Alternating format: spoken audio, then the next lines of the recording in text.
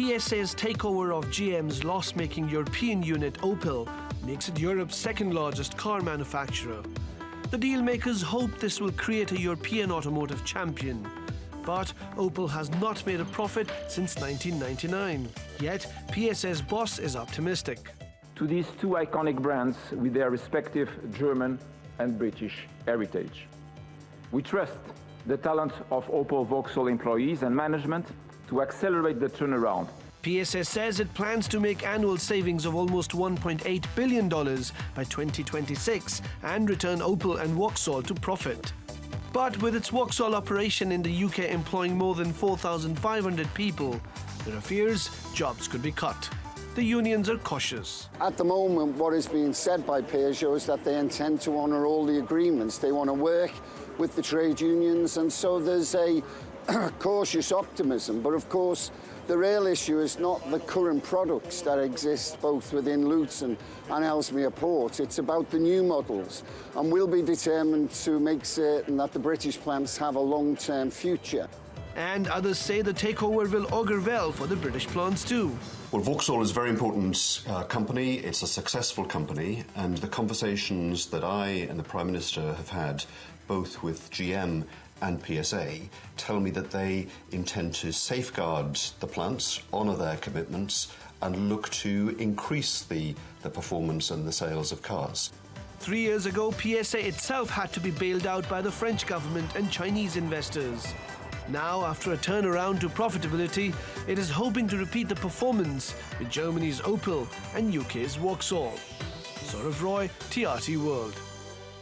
Well, joining me now from London is Guy Shone. He is the CEO of the economic research firm Explain the Market. And also joining us on the right there is Craig Capitas in Paris. Craig, editor-at-large. Let me start with a very basic question, really. Craig, why would PSA want to buy a company that hadn't made a profit in years?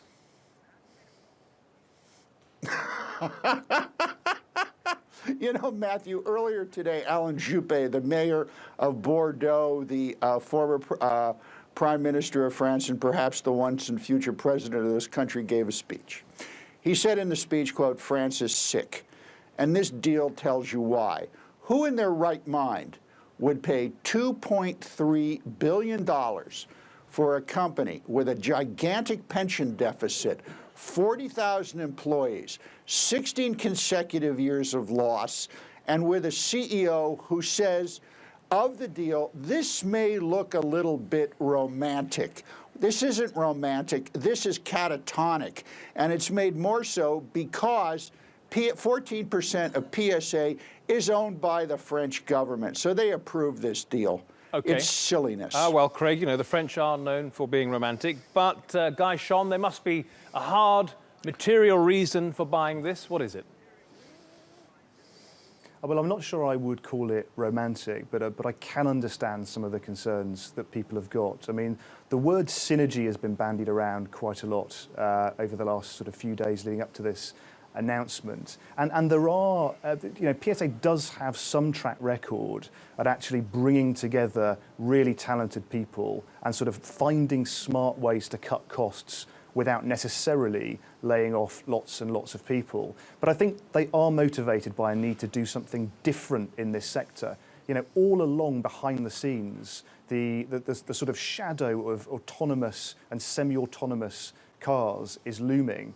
And teams in the boardrooms of a lot of these brands are trying to get themselves together to think, how are we going to compete over the next 15, 20 years, Craig? When actually our industry looks very different. So I think buying two brands that have got heritage, that are in a bit of difficulty, but potentially can be reconfigured in a way to sort of position themselves strongly for when this technological change becomes mainstream, may not be that much of a crazy crazy let's idea. go back to Paris. Craig, there you go. They've got heritage, they've got brand recognition. Yeah, blah, blah, blah. The CEO also said he hopes to capitalize on Vauxhall and Opel's brand integrity. What brand integrity? This is essentially, these are company cars. You very rarely see Opels in France. I can't say about the UK. Let's make no mistake about Matthew. This is a financial deal. Look beyond the numbers here. PSA and BNP Paribas are putting up 900 million euros to take control of the GMC Finance European arm. That's the part of the company that finances the sales of cars and other things. And let me tell you, in the automotive industry, you make cars, but you make your money off of financing them.